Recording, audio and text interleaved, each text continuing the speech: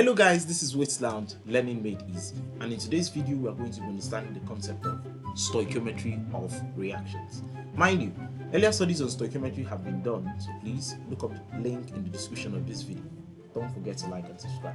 Okay, now with that said, let's get into the study of stoichiometry of reactions. Now, anytime I think of stoichiometry of reactions, one of the first things that comes to my mind is cooking. Why? Because they are very much related. Whenever you are trying to prepare a meal, the ingredients involved in the preparation of the meal are combined in specific proportions. And what does that mean? It means that for a particular number of ingredients, the corresponding ingredients or other ingredients added are added in particular proportions. Take for instance, you want to prepare jollof rice. Yes, the Nigerian or Ghanaian jollof. You find out that if, for instance, I say I want to prepare 6 cups of jollof rice, I would require about 3 seasoning cubes. I am not a chef, I'm just assuming.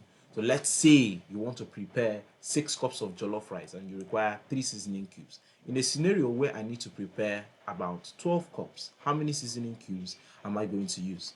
Having in mind that this particular cooking occurs in proportion, let's look at the board or the screen and see what happens. Now, if 6 cups of rice requires 3 seasoning cubes, you would find out that a scenario where we need to prepare 12 cups, how many seasoning cubes are we going to require? X. To solve this mathematically is going to be quite simple. What do? We cross multiply, and this is going to be 3 times 12 equals 6 times x. If we apply the math, we'll find out that x is going to be equals 3 times 12 divided by 6, which is eventually going to give us 6 seasoning cubes. And that's that. So you notice something here, that the preparation of food occurs in proportion. That same way, stoichiometry of reaction occurs in proportion. Okay, if for instance I ask you, what is the number of seasoning cubes required to make 3 cups of rice? You will notice that it will require 1.5 seasoning cubes. Why? This cooking or preparation of food occurs in proportion. That same way, stoichiometry occurs in proportions. So let's look at some rules to help us understand how stoichiometry of reaction actually works. Just as earlier stated, preparation of food requires proportion, and likewise does stoichiometry of reactions. So let's look at some particular rules or important rules which, when applied, would help us solve stoichiometric questions with ease. Let's look at the rules. Rule number 1 states, write a balanced equation for the reaction, which means whenever you are given a stoichiometric question, the first thing that should come to your head is what and what is reacting to give what product. Yes, so you take for instance, you have a situation where they tell you that hydrogen is combusted in 8 grams of oxygen. What is the amount of water that will be produced? You find out that you have a reaction between hydrogen and oxygen, which will react to give water, which means that we will have to first write down that equation, and then not just write them out, we will balance the equation properly. Then we check out rule number 2. Rule number 2 says, identify the expected substance. Now, the expected substance is simply the substance you are asked to find. For instance, if I have a question, what is the mass of oxygen required to completely combust 8 grams of hydrogen? Now, if you notice in this question, we were asked to find the mass of oxygen, and that is the expected substance. So you notice that the first thing you need to do is first write a balanced equation, then you identify the expected substance. Let's move ahead to the third rule. The third rule says, identify the substance with a given value. Now, what does that mean? Usually in every stoichiometric question, you would have a substance that has a numerical value attached to it. Just like in the question we earlier stated, we said, what is the mass of oxygen required to completely combust 8 grams of hydrogen? So you will notice that the substance that has a given value or a numerical value attached to it is hydrogen. And that's the substance with a given value. So you have 8 grams of hydrogen, which means hydrogen is the given, but the expected is what we are asked to find, which in this question is oxygen. Okay, then we go to the next one. Relate the values of given and expected as direct proportions in relation to the balanced equation. So let's get to solve this question to help us understand this particular concept more. Now, the question is, as you can see on the screen, what is the mass of oxygen required to completely combust 8 grams of hydrogen? So, if you look at that particular question now, you will notice that we are actually supposed to react oxygen and hydrogen. So that's the first step. The first step is write down a balanced equation of the reaction. So solution. So let's get to solution. Now we have that the reaction is between hydrogen plus oxygen. Now if you noticed, I represented hydrogen and oxygen as diatomic. Why?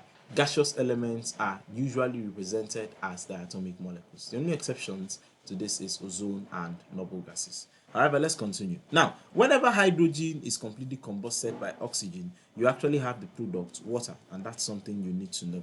Now, with this said, the next thing we need to do is to balance the equation. Now, if you look at this equation, let's start with oxygen. We have 2 atoms of oxygen on the reactant side and 1 atom of oxygen on the product side. So what do we do to balance it out? We multiply the particular molecule where oxygen is found by 2. So you have that this is 2 times 1 oxygen, which is 2, and here you have 2.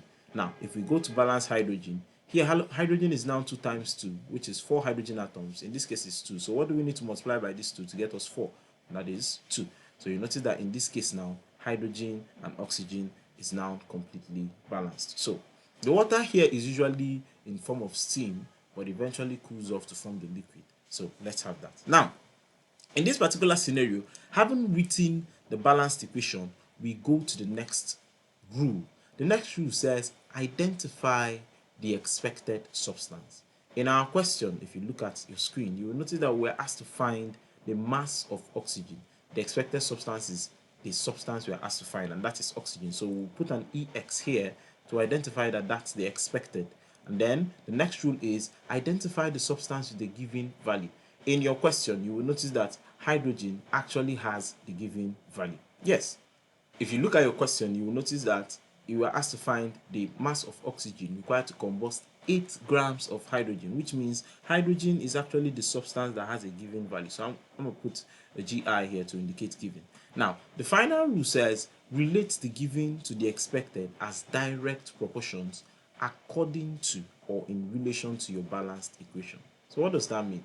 Now, you have your given as hydrogen and expected as oxygen. So what do you simply say? From your question, you have that the question says, what is the mass of oxygen? So let's represent it mathematically. We'll write X gram of oxygen would give 8 grams of hydrogen. Now, where did I get this particular relation from? From the question. The question says, what is the mass of oxygen required to produce 8 grams of hydrogen? Having established your relation from the question, you now relate it to the balanced equation.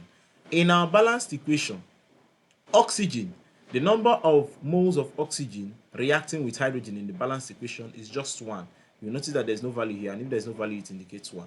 So which means that X gram of oxygen would give 8 grams if 1 mole of oxygen gives how many moles of hydrogen? According to the balanced equation, you will notice that it gives 2 moles of hydrogen. Now, with this said, one very important thing to note about the relations of stoichiometry is that whenever you are relating the given to expected values, you should ensure that the units on the same side of this proportion, this is a proportion, this units on this same side must be the same. So if you have gram here, you're expected to have gram here. Or maybe you can change, have this as mole and here as mole. Same thing applies here. If here is gram, here has to be gram. Or maybe if here is mole, here also has to be mole. The point is, make sure that the units on the same side are the same. With that said, we now try to convert them. Now, because our expected answer is supposed to be in gram, it's advised to convert this particular mole to gram. And how do we do that? Quite simple. Whenever you are asked to convert mole to gram, it is given by the relation mass is equals number of moles times molar mass. If you remember that, you will now notice that if we are going to convert this particular 1 mole to mass, it is now going to be M equals the number of moles here is 1 multiplied by the molar mass of oxygen is simply the atomic mass of oxygen multiplied by its atomicity, which is 2. And if you do that, it's going to be 1 times 32. Therefore, what are we going to have here as the mass? 32 grams. So you have that. That instead of writing 1 mole, what do we simply do? We write 32 grams. Now, same thing applies here. We can decide to convert to mole, or we can decide to convert to gram. Since we converted to gram here, let's also do the same here. Now, how do you convert to gram? Mass is equals number of moles times molar mass. And the mass is going to be equals, the number of moles here is actually 2. And because we have 2 here, we'll multiply by the molar mass of hydrogen. Molar mass of an element is given by the atomic mass times its atomicity. The atomic mass times its atomicity, and we have that the mass is going to be 2 multiplied by the atomic mass of hydrogen is 1, and the atomicity, as you can see, is 2. Therefore, the mass of hydrogen here is going to be 2 times 2, and that is going to give us 4 grams. Now, instead of writing 2 mole, what do you simply write here? 4 grams. Now, to make it easier for us to understand, I am simply going to rewrite all these things to make it very easy for us to understand. So I'm writing it, and if we write it, we are going to have x gram of oxygen would give us 8 gram of hydrogen if, instead of writing the 1 mole we had earlier, I just wrote it to get 32 gram of oxygen would now give 4 grams of hydrogen. Now, if you notice this particular proportion now, the unit here is gram, the unit here is gram, the unit here is gram, the unit here is gram, which means that we can at this point cross multiply. So what do? I simply cross multiply. So let's cross multiply. If you cross multiply, you're going to have x multiplied by 4 equals 8 multiplied by 32. Now, I omitted the whole other values and then concentrated on the numerical value because I've already gotten the relation I need, and that's going to be x equals 8 times 32 divided by 4. 4 into 1, 4 is 1, 4 into 8 is 2, and then what do we have here? 64 grams, remember, of oxygen. And you have that. Quite simple. Let's try this other question. What volume of gas is evolved at SCP if 2 grams of calcium carbonate is added to HCl? Now, remember, there are 4 simple rules you should follow. And the first rule is to write down a balanced equation for the reaction. So let's look at that. In this question, they said, what volume of gas is evolved at STP if 2 grams of calcium carbonate is added to HCl? Now, which means that the reaction is between calcium carbonate and HCl, because if you noted, they said calcium carbonate added to HCl. So what is going to happen when calcium carbonate reacts with HCl? Your basic understanding of your acid-base reactions will tell you that whenever a carbonate salt reacts with an acid, it tends to give a salt of the acid, water, and carbon dioxide. So which means that according to what we have learned, or what we have, if you look at the screen, you have that our equation is going to be solution. Our equation is going to be when we add CaCO3 plus HCl. According to the principles we know, calcium carbonate reacts with the acid to give a salt of the acid CaCl2, water H2O, and CO2. Now remember, we expected to balance it. So balancing, if we put 2 here, it balances the hydrogen and the chlorine. Every other thing is balanced. So you have that. The first rule is applied. Write a balanced equation for the reaction. Now, which means that you need to go and start studying the product of likely reactions that occur in chemistry to help you a lot in stoichiometry. With that said, we go to the next rule. The next rule is simply to identify the expected substance. So let's go back to the question. The question says, what volume of gas is evolved at SCP if 2 grams of calcium carbonate is added to hydrochloric acid? Okay, so what's that going to be? You find out that we are expected to find the volume of gas. Now let's look at our reaction. This is a solid, this is an aqueous solution, this becomes aqueous, this is a liquid, and this is a gas. So you notice that amongst the state of matter, the only gas that is produced or is a product is CO2, which means that the actual expected substance is CO2. Remember, I told you expected substances are the substances you are asked to find, and in this question they said what volume of gas is produced, which means we are looking at this gas that was produced. So which means that we identified that CO2 is the expected. We go to the next one, identify the given or the substance with a given value. If you look at this reaction now, you will notice that the particular substance that has a numerical value attached to it is 2 grams of calcium carbonate. So which means this is the given. So let's get to work. Having understood that, from the equation you will notice something. 1 mole of CaCO3, which is the given, produces 1 mole of CO2, which is the expected. So let's put that down as 1 mole of CaCO3 equals 1 mole of CO2, which is the expected. Now let's go to our question and see what happens. In the question we are asked 2 grams of CaCO3 would now be equals X volume. The volume in the options we saw is in cm cube of CO2. Now, having mentioned this, you will notice something. What are we going to notice? You will notice that we simply found the relation from the balanced equation and then expressed the relation in the question and related them as direct proportions. So, if 1 mole of CaCO3 gives 1 mole of CO2, 2 grams of CO3 will now give X cm cube of CO2 as asked in the question. Quite simple, right? Yes. Now, if you remember, if you notice here we have mole and here we have gram, and I said something about that you can't have mole and gram or different units on the same side of the proportion. If here is mole, here has to be gram or cm cube. But the point is whatever is here has to be here, and whatever is here has to be here. To make this easier for us, let's look at the conversion of these units. So if we are going to have the same units on the same side of the proportion, what we simply need to do is to convert the mole to gram or the gram to mole. So let's do that. Now in this case, I prefer converting the mole to gram. And if you do that, it's going to be related by mass is equals number of moles multiplied by the molar mass. Now, the mole here is 1 multiplied by the molar mass of a compound is given by the sum of the individual atomic masses of the substance, and this is found in earlier videos in stoichiometry. So please look up these particular links, which is going to be found in the description of this video. So if we are adding their atomic masses, we are going to have Ca is 40 plus carbon is 12 and oxygen is 16. However, there are 3 of them, so 16 times 3. If we do that, the mass is going to be equals 1 multiplied by 40 plus 12 plus this 16 times 2 is 48 plus 60, that is going to give us 100, which means that the mass is going to be 1 times 100, which is 100 grams. So in place of 1 mole of CaCO3, what we are going to be putting there is 100 grams. Now let's do the conversion on this side. Now if you notice, our answer is in cm cube, which means this other guy has to be converted to cm cube. And how do you convert mole to cm cube?